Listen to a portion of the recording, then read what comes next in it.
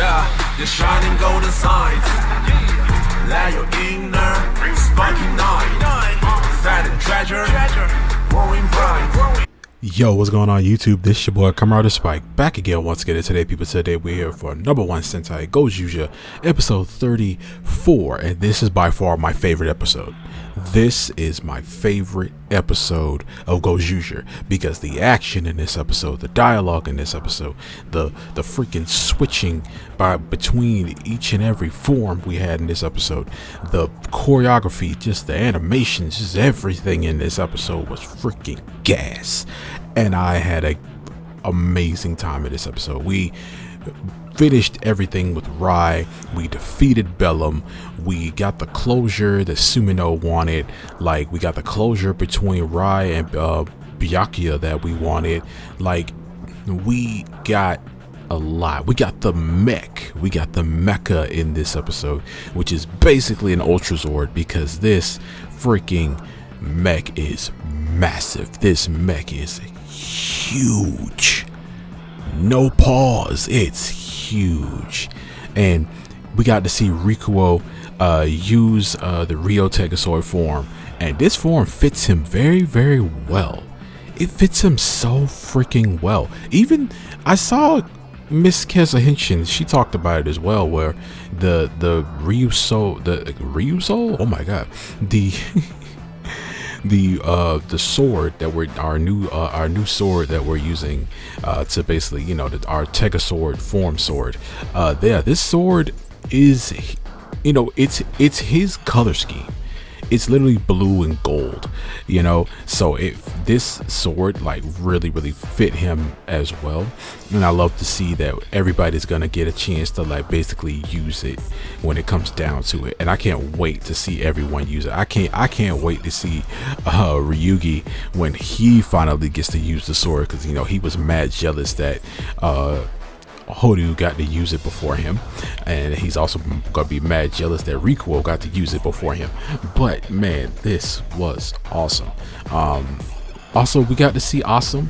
Awesome came back, and bro wasn't dead. He was just under control of the ring. I just hit my new mic, but he was under control of the ring, and he was Molly. He turned into Zyuohger, not Zyuohger, but he turned into Q-Ranger, not Q-Ranger, but he turned into Lucky. And he was molly-whopping them for a while. Like, he was, the aggression was there, but we saw that bro got his happy ending in the end. He got to go home back to his home planet, and I don't know why they were surprised when they saw him get picked up, you know, by an alien ship, because he said he was an alien. But, you know, I don't think Horu knew that, though. I don't think Horu knew that, but everybody else knew that. They knew he was an alien. But yeah, so this was a really dope episode. Not really a lot to say. It was just that we just went on ahead and finished Bellum. One thing that I really loved in this episode is the fact that Braidon actually went and found Shining Knife, and they reassured him that we're a family, like, we're here for you and all that good stuff. And I love seeing that they actually support each other and stuff. That's what I really do like about Braidon, is the fact that they all legit like care about each other. Even with the queen, like they sent the queen back home after she got into her fight with Bellum. So they sent her back, and they reassured her that, you know, even though like she was downing herself, like she rushed in, and it seemed like she hit like a singularity, because she was like, I can't believe I had like those feelings. You know, she talked about how she rushed in without a pilot, and, you know, she was attacking him all at like with all this anger and things like that. She felt like she failed. But we see that Bouquet and Fire Candle, they basically reassured her that, hey, we got this, you're okay, we're good, we admired your resolve, we admired this and that about you, so you just go and rest and we'll take care of this. And I loved seeing Braidon take it upon themselves to actually go find Shining Knife, go get him back, reassured him that, hey, you're one of us. Shining Knife basically to himself basically says that, yeah, I'm part of Braidon, I'm Shining Knife and stuff. And they go back and meet up and go to Ray's like house in his lair and stuff like that. And even Bellum talks about how like, yeah, you lost your like your heritage and stuff like that. You've forgotten who you are. And Rai just straight up just aggressively turns into Bellum, and we get this amazing fight scene with Braidon and the Braidon forces, our Bell guys, all taking on Bellum and his cronies. And I think all these other like foot soldiers that Bellum is summoning are basically just like enemies from different Sentai from all over time, like just like they're the foot soldiers of other Sentai that we've had throughout all these years. And I thought that was really good too. Like, that fight was awesome, and Braidon didn't back down. They actually were able to hurt Bellum, and by them being able to hurt Bellum gave the Gozyuger a good chance of defeating Bellum. And well, his little form, when he was small.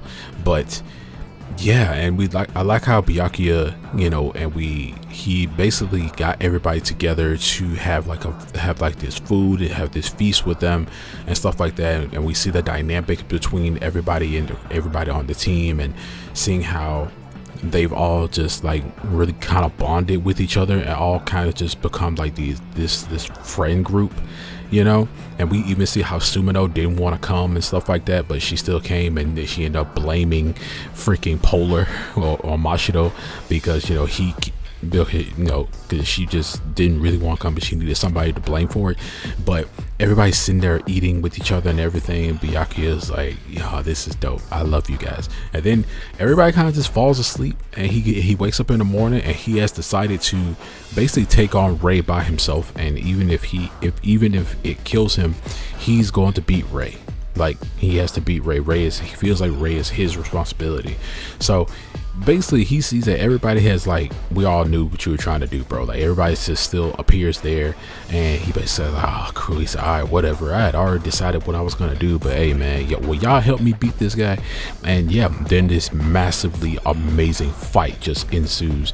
Everybody's fighting all these grunts and stuff. The way everybody teamed Henshin was dope.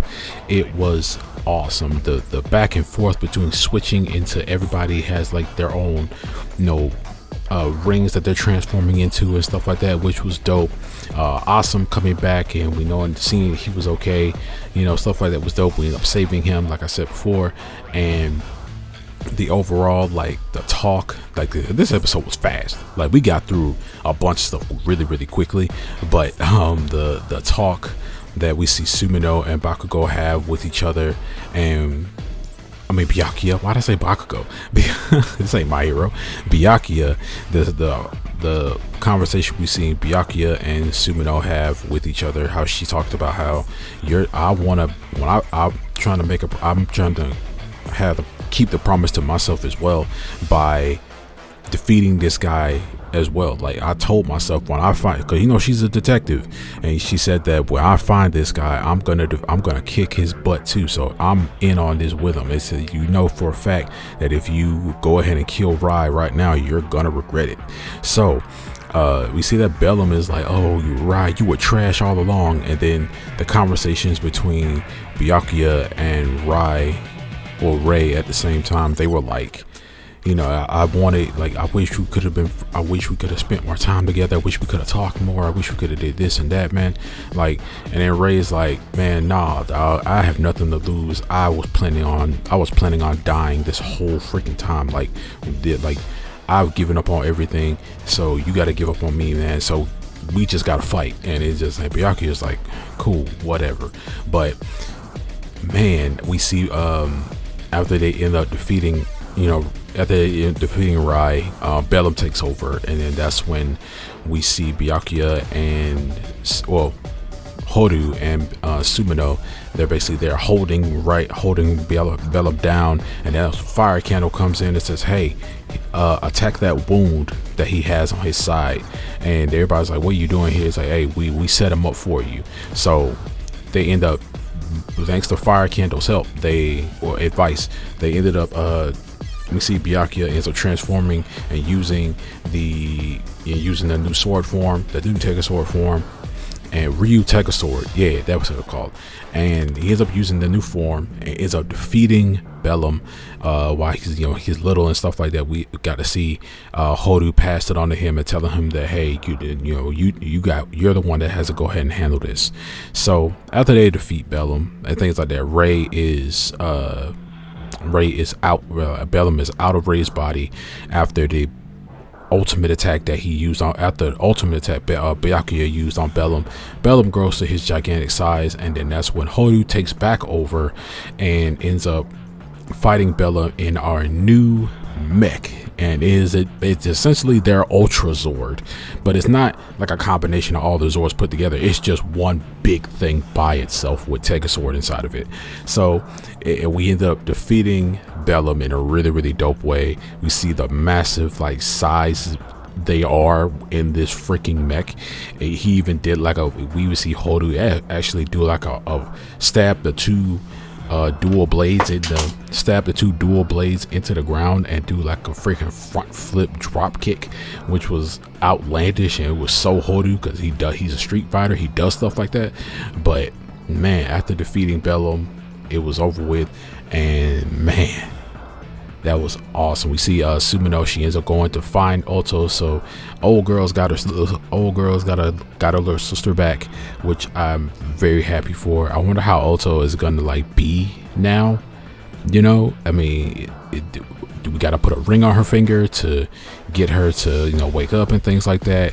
So we're gonna have to deal with that, and most likely are we gonna see her more now because Oto's gotten her back and stuff like that? Is she just gonna put her in the hospital and stuff like that? Yeah, we don't know. But next week's episode seems like it's going to be Green. It seems like it's gonna be an episode mostly focused on him, and it seems like we're gonna go into some more fillerish kind of happy-go-lucky type of episode.